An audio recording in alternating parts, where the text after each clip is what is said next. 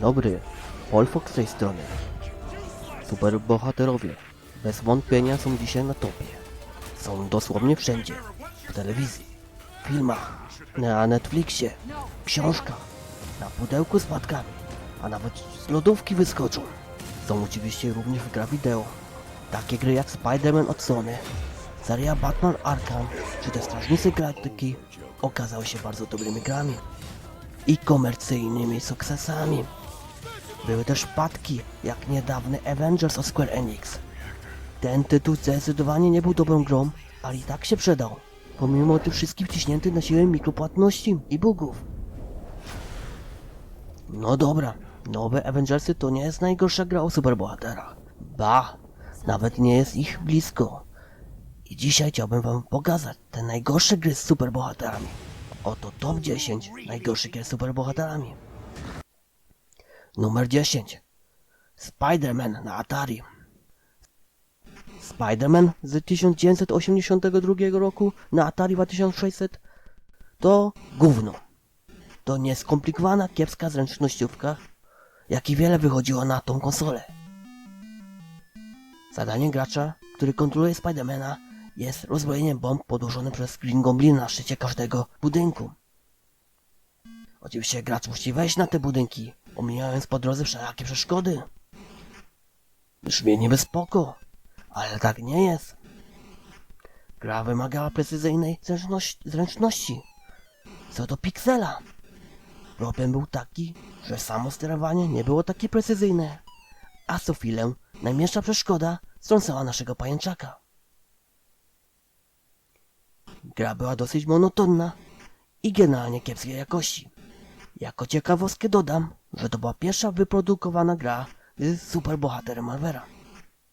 Numer 9. Iron Man and XO Manowar in Heavy Metal. Omawiany Iron Man to skorowana sztalanka. Wcielamy się tutaj w człowieka, zakutego w metalową zbroję, idziemy w prawo i robimy bam do wszystkiego, co się rusza. Prosty pomysł, który został spierdolony. Krytykowano tutaj wszystko. Kółko powtarzającą się muzykę, zestarzałą grafikę, która zdecydowanie nie była godna nowej generacji konsol i nieskomplikowany prosty gameplay.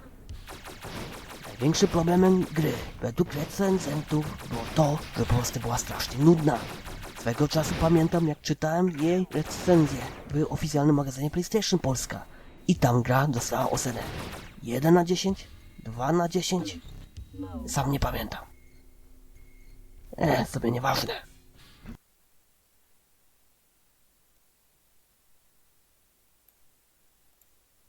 Numer 8. Spawn Eternal. Spawn Eternal był to typowy przedstawiciel Action Adventure, jak i mnóstwo wydawano wówczas na PSX-a. Tylko że był to bardzo kiepski Action Adventure. Gra otrzymała zdecydowanie negatywne opinie od krytyków. Na przykład GameSpot nazwał ją grą przygodową bez fabuły, dołączonej do kiepskiej, ale ogólnej gry walki, powołując się na słabe sterowanie, kiepską grafikę, nudne poziomy i kamerę, która porusza się zbyt wolno, aby nadążyć za postacią gracza. Inni recenzenci narzekali na ziarniste tekstury, uproszczoną walkę, zbyt łatwe łamigłówki i ogólny brak wyzwań. Gierka otrzymała oceny średnie na poziomie 2 na 10, także gra wyłącznie dla masochistów. Numer 7. Fantastic Four. To kolejna gra z pierwszego PlayStation na tej liście. Fantastyczna czwórka wydaje się być idealnym materiałem na chodzoną bijatykę. Koncept gry jest prosty. Wybierasz jedną z 5 postaci o różnych umiejętnościach i potem idziesz w prawo i oklepujesz mordy przeciwników. Niestety spieprzono tu najważniejszy element, czyli same wyprowadzanie ciosów, które było sztywne i mozolne, a ich sama animacja była okropna. Ponadto krytykowano grę za powtarzalność i zalewanie falą takich samych wrogów oraz za nijakie lokacje. Numer 6. Thor: God of Thunder. To najmłodsza gra w tej topce. tutaj zdecydowanie deweloperom zabrakło czasu. Miał wyjść slasher podobny do God of War, a wyszła kaszanka. I to taka spalona. Oparta na wydarzeniach filmu z MCU, wydanym w tym samym roku, była słabą grą. Walka była nudna i żmudna. Grafika jak na standardy 2011 roku po prostu brzydka. Do tego należy dodać liczne bugi i nudę, a otrzymamy przepis na jedną z najgorszych gier 7. generacji konsol. Lepiej obejrzeć sobie film z Bogiem Piorunów, albo pograć w God of War'a.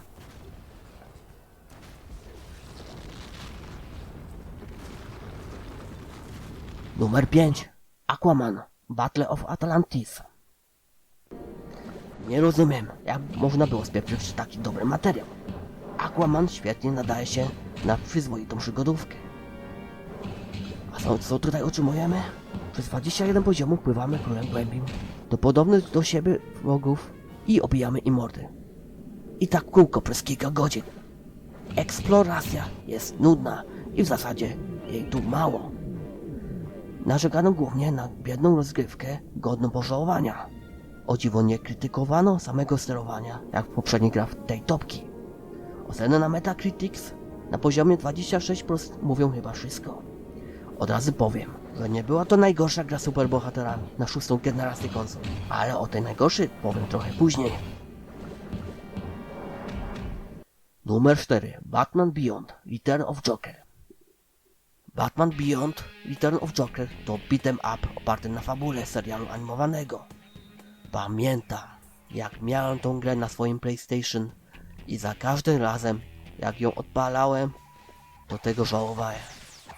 Do tej pory mam w pamięci, jak poruszał się Batman, a poruszał się jak mój dziadek, który od dawna jest już martwy. Animacja naprawdę była totalnie spierniczona. Ponownie trzeba było przedzierać się przez fale podobnych do siebie wrogów, co wydaje mi się, że jest regułą dla superbohaterskich gier, tych kiepskich superbohaterskich gier. Dodatkowo od gry odstraszał naprawdę wysoki poziom trudności.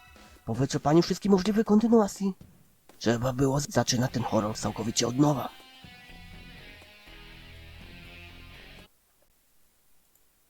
Numer 3. Uncanny X-Men.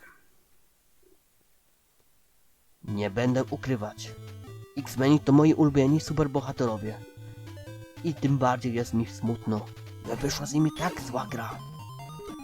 Twórcy wpadli na pomysł na zrobienie na NES-a X-Menami strzelankę z widokiem z góry, gdzie poruszamy się z jednym z 6 bohaterów do wyboru po brzydkich korytarzach w obrzydliwej grafice. Mogli zrobić jakąś platformówkę, bijatykę ozorą. Nie, oni zrobili strzelankę. Ciężko było odróżnić, co jest tłem, a co jest przeciwnikiem. Niby fajnie, że szło wybrać tyle herosów, ale co z tego, jak praktycznie nie różnili się niczym innym od siebie niż paletą kolorów.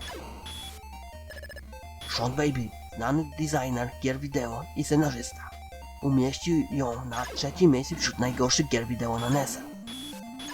Moim zdaniem jest to przesada, jest wiele gorszych gier na NES-a. Czy znajdą się jakieś zalety?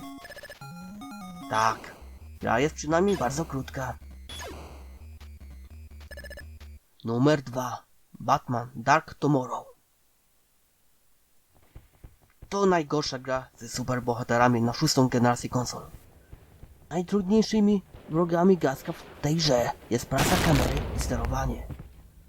Serio, jest to tak spartaczone, że praktycznie nie da się w to grać. Całość dopełnia brzydka grafika oraz walka z ciągle powtarzającą się animacją zapinania przeciwników w kajdanki. Średnia ocena na Metacritics oscyluje się na poziomie 25%. Jest to zdecydowanie najgorsza gra z Batmanem w roli głównej oraz jedna z najgorszych gier z 6. generacji konsol. Numer 1. Superman 64. Jeśli ktoś się interesuje historią gier wideo, to z pewnością wiedział, jaka gra znajdzie się na pierwszej pozycji.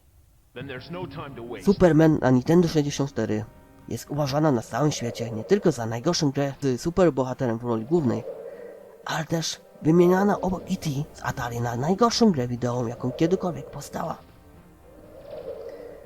Deweloperzy spierdolili wszystko, co mogli. Nie ma tu absolutnie nic dobrego. brzydka grafika, okropne sterowanie, gówniana fabuła i nudny gameplay. Właśnie, jak wygląda rozgrywka? Najpierw nie wiem dlaczego lecimy przez pierścienie, co jest bardzo utrudnione przez okropne sterowanie i kamerę. Potem jak się nam już uda przejść przez ten etap, musimy rzucić jakimś klockiem w auto. I co potem? Kurde, znowu gówniane pierścienie. I na tym skończyłem swoją przygodę z grą. Szczerze mówiąc, myślałem, że to cały gameplay. Kilka lat później się dowiedziałem, że dalej jest jakaś walka, eksploracja, ale to wszystko kiepsko wykonane. Dobra, za dużo czasu poświęciłem Supermanowi. Tak się prezentują najgorsze gry z superbohaterami. Jeśli macie inne zdanie, jak mogłaby wyglądać taka lista, to dajcie znać w komentarzach. Ja się tymczasem żegnam. Dobranoc.